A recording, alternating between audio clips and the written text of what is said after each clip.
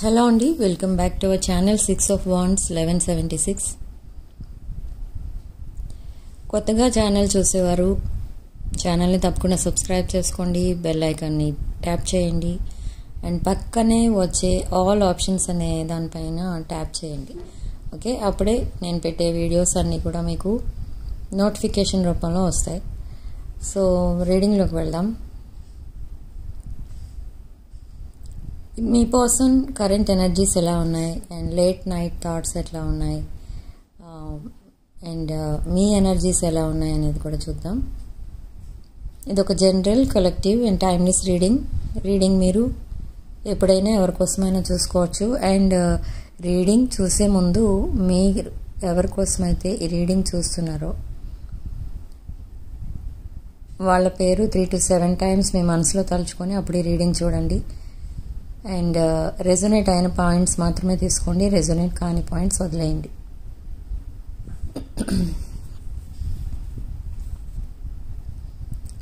So మీ person present ఒక ప్లానింగ్లో అయితే ఉన్నారు, అంటే ఫ్యూచర్ ప్లాన్స్ వేసుకుంటున్నారు. అండ్ తన డెస్టైన్డ్ పార్ట్నర్ ఎవరు అనేది తెలుసుకుంటున్నారు. మీకోసం ఎంక్వైరీ అనేది చేస్తున్నారు, స్పైయింగ్ అనేది చేస్తున్నారు, స్టాకింగ్ చేస్తున్నారు. ఓకే, ఇలాంటివి ఎందుకు చేస్తున్నారు అసలు అనుకుంటే, ఇదొక స్పెషల్ రిలేషన్షిప్ అన్నమాట తన విషయంలో.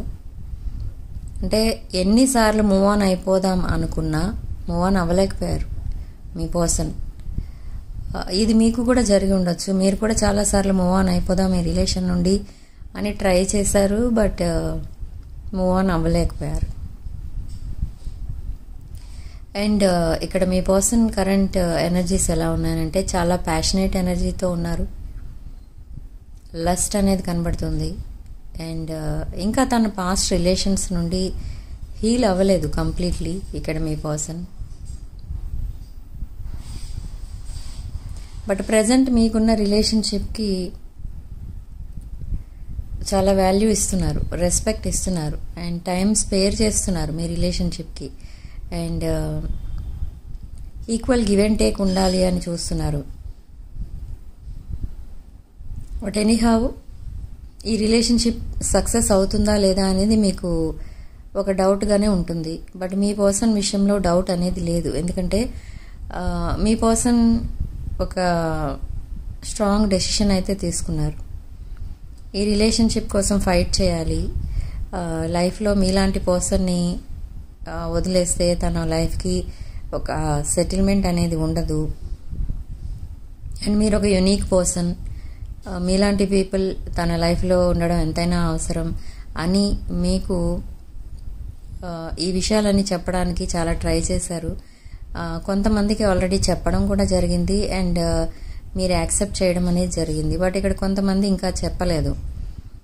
ఇక్కడ ఫియర్ ఆఫ్ రిజెక్షన్ అనేది కూడా కనిపిస్తుంది.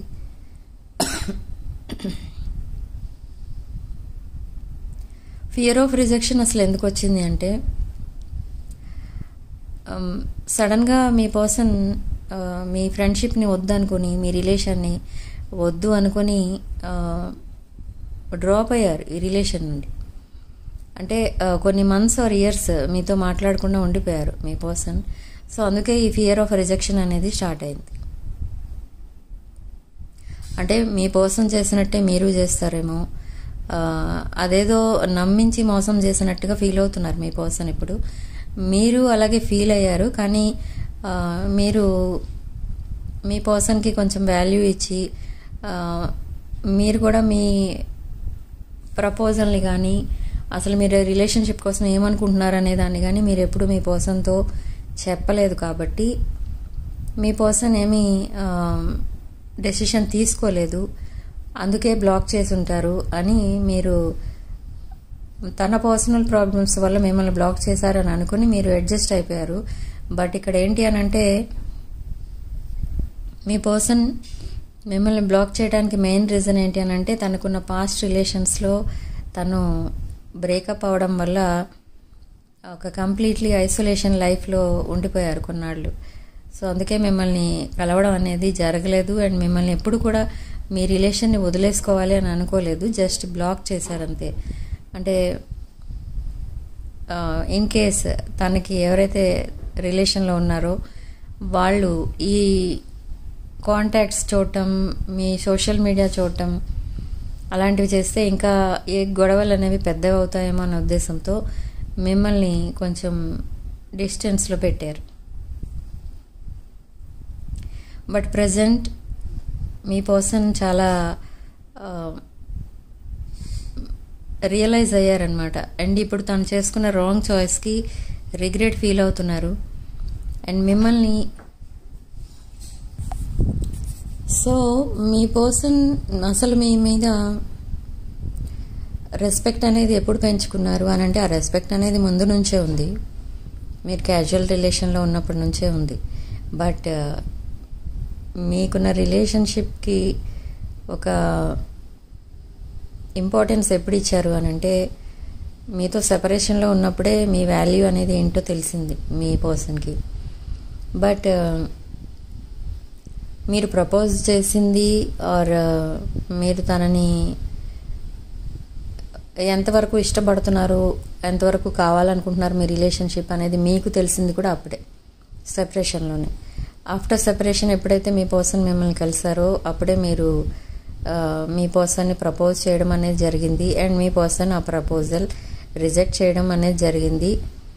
అండ్ తన లైఫ్లో థర్డ్ పార్టీ తప్ప మీకు ప్లేస్ లేదు అనేది కూడా చెప్పడం జరిగింది. ఓకే, సో బట్ తర్వాత ఏం జరిగింది అని అంటే, మీ పర్సన్ థర్డ్ పార్టీ కోసం ఆర్ ఎవరైతే తన లైఫ్లో ఉన్నారో వాళ్ళ కోసం తన లైఫ్ అంతా వెయిట్ చేయడం అనేది డిసైడ్ చేసుకున్నారు, వెయిట్ చేద్దామని డిసైడ్ చేసుకున్నారు. బట్ ఇక్కడ తర్వాత ఏమైందంటే అది వేస్ట్ ఆఫ్ టైం అని తెలుసుకున్నారు. ఎందుకంటే ఎవరికోసమైతే మీ పర్సన్ వెయిట్ చేస్తున్నారో వాళ్ళు వేరే పర్సన్తో ఆల్రెడీ సెటిల్డ్ అని న్యూస్ రావడం, మీ పర్సన్ మళ్ళీ డిప్రెషన్లోకి వెళ్ళిపోవడం, ఆ డిప్రెషన్లోకి వెళ్ళిపోయి మళ్ళీ అదంతా మర్చిపోయి హీల్ అయ్యి, ఆ హీలింగ్ తర్వాత మళ్ళీ మీ పర్సన్ మీ వైపు తన ఎనర్జీస్ని డైవర్ట్ చేసుకోవడం అండ్ మీరు దగ్గర అవ్వడం మీ పర్సన్కి, ఇలాంటివన్నీ జరిగాయి. ఎప్పుడైతే మీరు మీ పర్సన్కి ఎమోషనల్గా, ఫైనాన్షియల్గా సపోర్టింగ్గా ఉన్నారో అప్పుడు మీ మీద ఎఫెక్షన్ ఇంకా పెరిగింది మీ పర్సన్కి. ఎందుకంటే మీ పర్సన్ చుట్టూ ఉన్న వాళ్ళందరూ కూడా చాలా టాక్సిక్ పీపుల్, నెగిటివ్ పీపుల్. మీ పర్సన్కి ఆ విషయం తెలుసు, బట్ తెలిసినా కూడా అదే సిచ్యువేషన్లో ఉన్నారు, ఆ సిచ్యువేషన్ నుంచి బయటికి రాలేరు. అండ్ అలాంటి సిచ్యువేషన్లో తను ఫైనాన్షియల్గా హెల్ప్ కావాలన్నా, తనకి ఏదైనా హెల్ప్ కావాలన్నా హెల్ప్ చేసింది ఎవరు అని అంటే మీరు అన్నమాట. మీరు మీ మధ్య జరిగిన గొడవలన్నీ వాటికి రివెంజ్ తీర్చుకోవాలి, రివెంజ్తో మీ పర్సన్ని మళ్ళీ ఏడిపించాలి అనే ఉద్దేశంతో కాకుండా ఒక హెల్పింగ్ హ్యాండ్ అనేది ఇచ్చారు, ఒక మదర్లీ లవ్ అనేది ఇచ్చారు మీ పర్సన్కి. తన ఫైనాన్షియల్ డెట్స్ అన్నీ కూడా క్లియర్ చేశారు మీరు. సో చాలా హ్యాపీగా ఫీల్ అయ్యారు మీ పర్సన్. మీ పర్సన్ ఎక్స్పెక్ట్ చేయలేదు మీరు అంత మంచివారని. బట్ షాకింగ్గా అనిపించింది మీ పర్సన్కే మీరు అంత హెల్ప్ చేస్తూ ఉంటే. ఎందుకంటే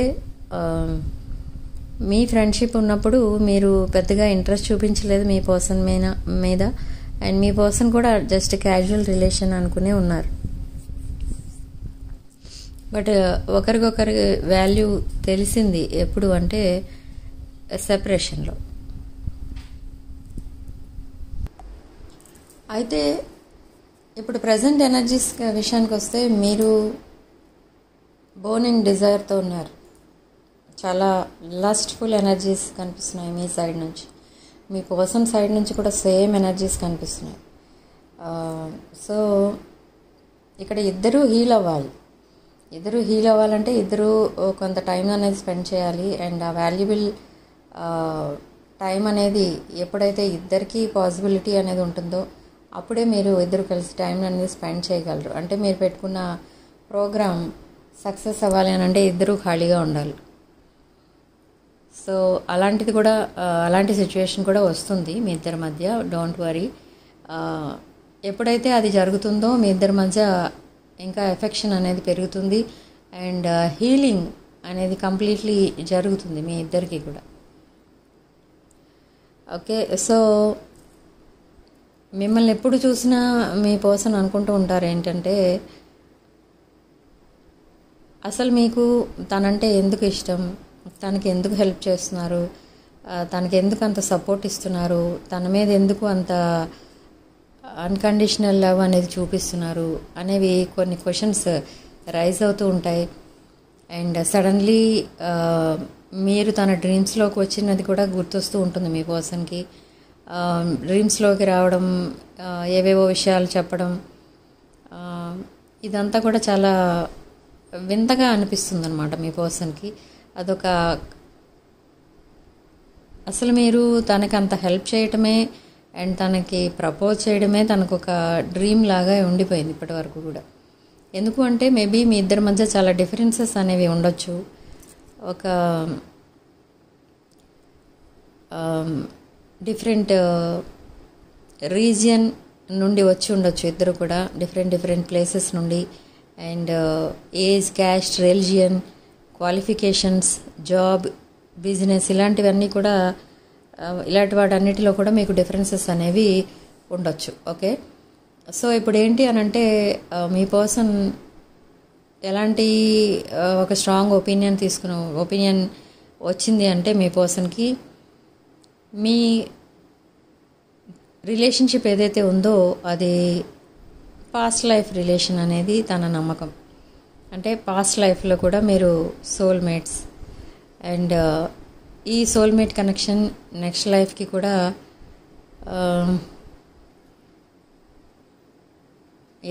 నెక్స్ట్ లైఫ్కి కూడా అంటే నెక్స్ట్ బర్త్లో కూడా నెక్స్ట్ జన్మలో కూడా మీరే సోల్మేట్స్గా ఉంటారు.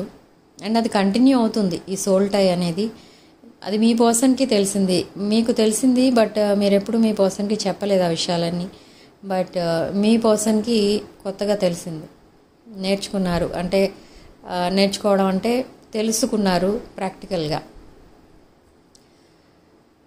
మీరు ఒక యునిక్ పర్సన్ అని ఎందుకు అనుకుంటారు, ఒక ఎర్త్ ఏంజల్లా మిమ్మల్ని ఎందుకు చూస్తున్నారు అని అంటే మీరు ఎవరితో ఆర్గ్యూ చేసినట్టుగా మీ పర్సన్తో ఎప్పుడు ఆర్గ్యుమెంట్స్ అనేవి చేయరు.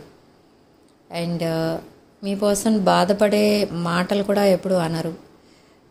మీ పర్సన్ని ఎప్పుడు తను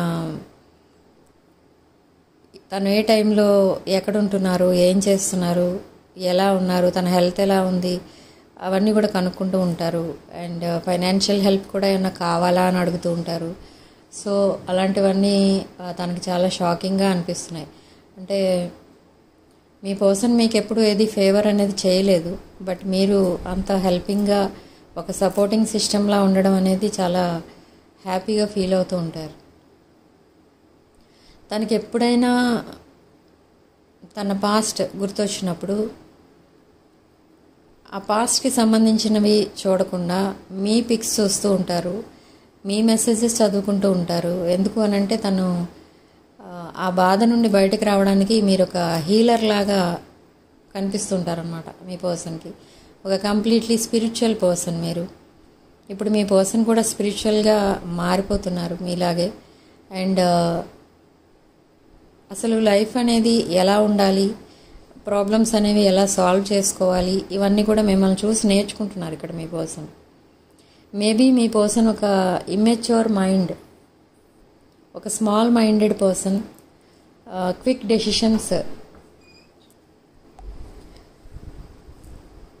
ఒక ఇమ్మెచ్యూర్ మైండ్ లాగా ఉండేది పాస్ట్లో మీ పర్సన్ది. బట్ ఇప్పుడు ఒక ఎంపరర్ ఎనర్జీలోకి వచ్చారు. అంటే ఒక ఫాదర్లీ ఫిగర్ లాగా ఒక మెచ్యూర్డ్ మైండ్తో ఆలోచిస్తున్నారు. అండ్ తను కూడా మీకు అలాగే సపోర్టింగ్గా ఉండాలి అన్ని విషయాల్లో అని డిసైడ్ అయ్యారు. మీ ఫైనాన్షియల్ నీడ్స్, మీ ఎమోషనల్ నీడ్స్ ఇవన్నీ కూడా చూసుకోవాలి తను. అండ్ తనకి ఉన్న ఫైనాన్షియల్ అండ్ ఎమోషనల్ నీడ్స్ కూడా తనే చూసుకోవాలి. ఇవన్నీ నేర్చుకుంటున్నారు. ఓకే, అంటే ప్రతి విషయానికి మీ మీద డిపెండ్ అవ్వకుండా మిమ్మల్ని మీ కేర్ తీసుకోవాలి అని చూస్తున్నారు ఇక్కడ మీ పర్సన్. ఓకే, అండ్ ఈ పర్సన్కు ఉన్న మెయిన్ ప్రాబ్లమ్స్లో ఒకటి ఏంటంటే మీ రిలేటివ్స్, మీ పేరెంట్స్, మీరు మ్యారీడ్ అయితే ఒకవేళ మీ కిడ్స్ ఆర్ మీ ఫ్యామిలీ మెంబర్స్ అండ్ మీ నైబర్స్, వీళ్ళందరూ కూడా మీ రిలేషన్ కోసం ఏమనుకుంటున్నారో, వాళ్ళు గాసిపింగ్ చేస్తున్నారేమో ఈ రిలేషన్షిప్ కోసం అనేది కూడా ఉంది మీ పర్సన్కి. ఆ విషయం కూడా మీ పర్సనే ఆలోచించేస్తూ ఉంటారు.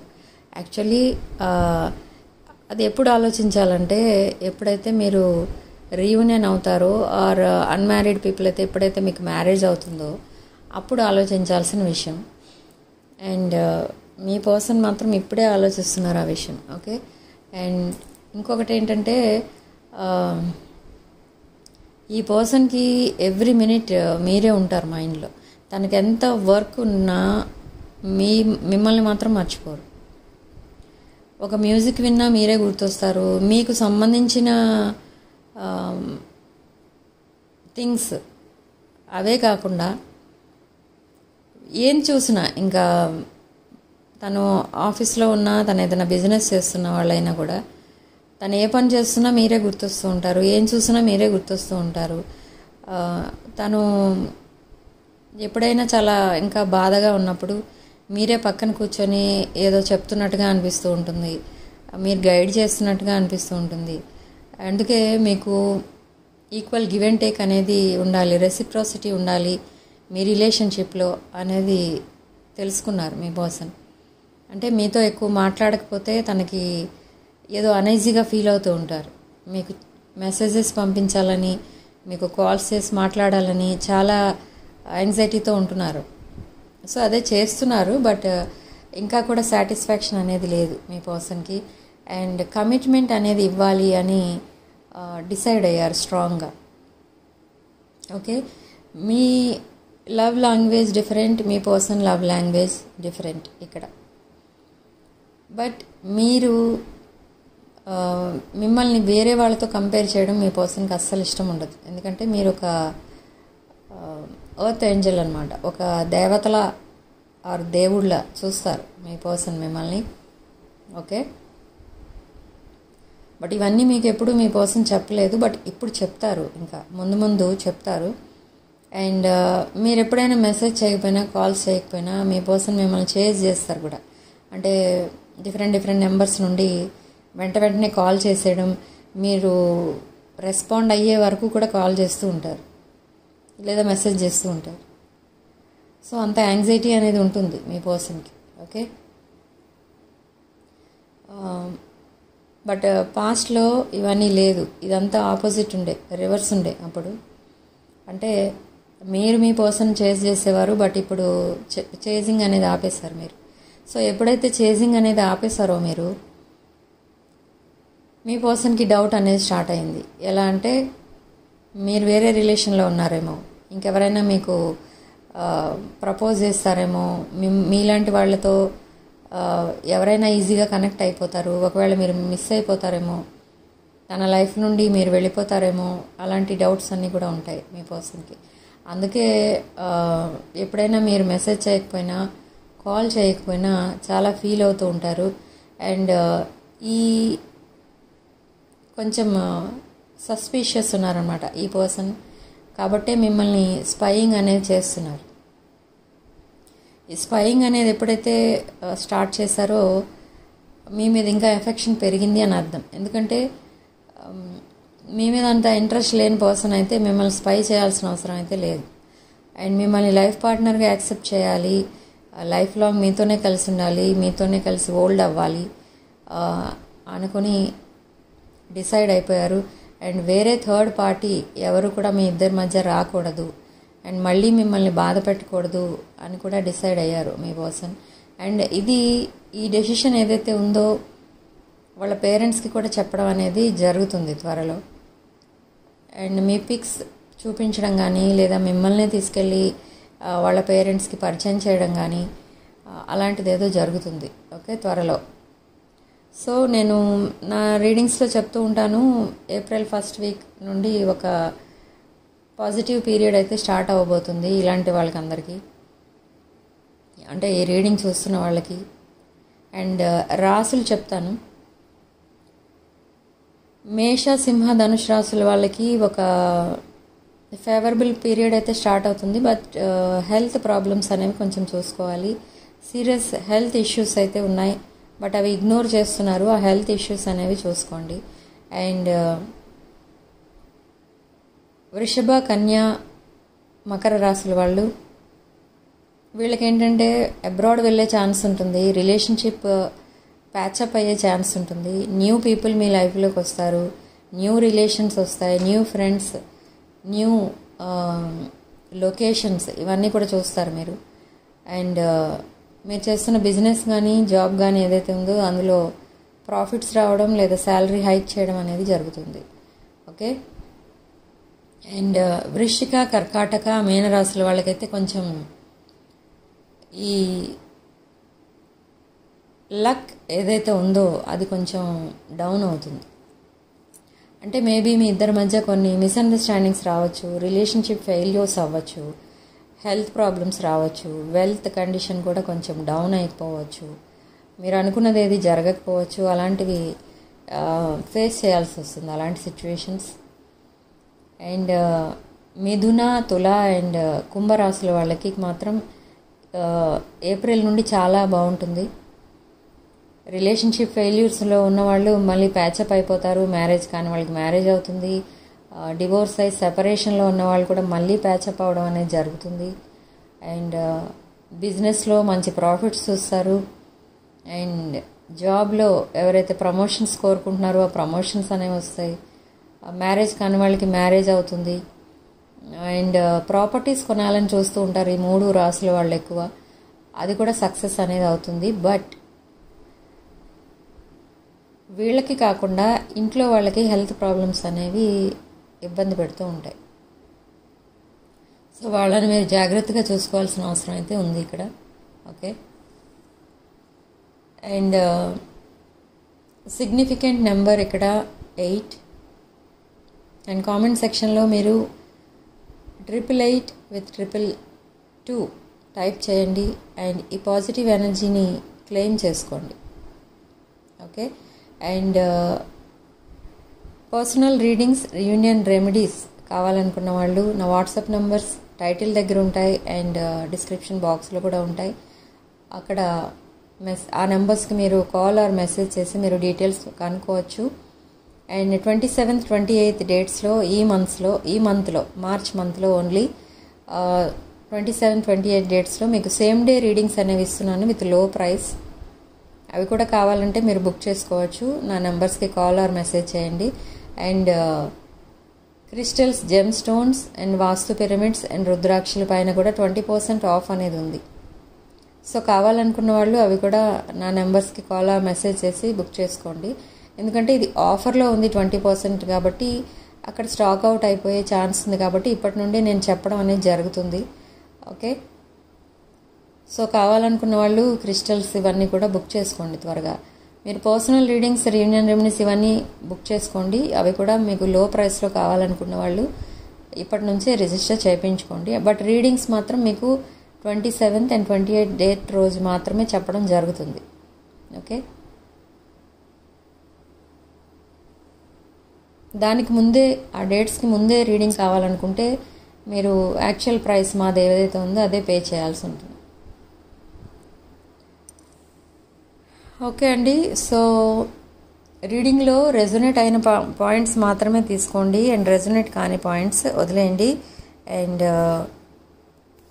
పర్సనల్ రీడింగ్స్ తీసుకునే వాళ్ళు బుకింగ్స్ అనేవి ఆల్రెడీ ఓపెన్ ఉన్నాయి, మీరు కావాలంటే ఇప్పటి నుంచే బుక్ చేసుకోండి ఓకే. సో రీడింగ్లో నేను చెప్తున్నప్పుడు చాలామంది న్యూమరాలజీ నేమ్ కరెక్షన్స్ కావాలి, న్యూ బోర్న్ బేబీస్కి నేమ్స్ కావాలి అని చెప్పాను చాలాసార్లు, చాలా వీడియోస్లో చెప్తున్నాను నేను. ఆ వీడియోస్ చూసిన వాళ్ళు న్యూమరాలజీ నేమ్ కరెక్షన్ కూడా బుక్ చేసుకోవచ్చు. బట్ అందులో చాలా డౌట్స్ అయితే ఉంటున్నాయి మీకు.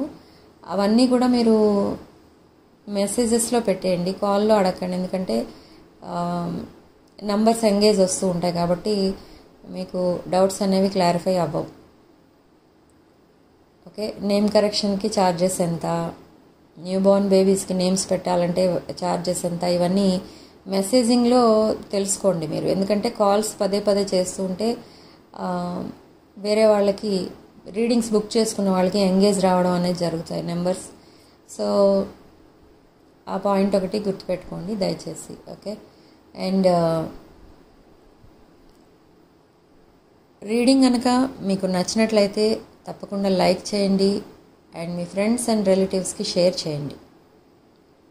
అండ్ 6 of Wands ఛానల్ని తప్పకుండా సబ్స్క్రైబ్ చేసుకోండి. And new subscribers, new viewers, కొత్తగా ఎవరైతే వీడియో చూస్తున్న వాళ్ళు ఉన్నారో వాళ్ళు ఛానల్ని తప్పకుండా సబ్స్క్రైబ్ చేసుకోండి అండ్ బెల్ ఐకాన్ని టైప్ చేయండి. అండ్ పక్కనే ఉన్న ఆల్ అనే ఆప్షన్ పైన క్లిక్ చేయండి. అప్పుడే మీరు నా వీడియోస్ అన్నీ కూడా నోటిఫికేషన్ రూపంలో చూడొచ్చు. అండ్ నా ఛానల్లో వీడియోస్ ఎప్పుడైనా వస్తూ ఉంటాయి. అంటే ఒక పర్టికులర్ టైం అనేది ఉందా అని అడుగుతున్నారు. పర్టికులర్ టైం అనేది ఉండదండి. నేను ఎప్పుడు ఫ్రీగా ఉంటే అప్పుడే వీడియోస్ చేసి ఇస్తూ ఉంటాను. అవి వాళ్ళకు పోస్ట్ చేస్తూ ఉంటారు. ఓకే, సో ఇంకేమైనా డౌట్స్ ఉన్నా, ఇంకేమైనా మీకు డీటెయిల్స్ కావాలనుకున్నా నాకు నా వాట్సాప్ నెంబర్స్కి మీరు మెసేజ్ చేయొచ్చు. ఓకే, సో రీడింగ్ ఇంతటితో వదిలేస్తున్నానండి. Thank you for watching. And next వీడియోలో మళ్ళీ కలుద్దాం. Sharing love and light.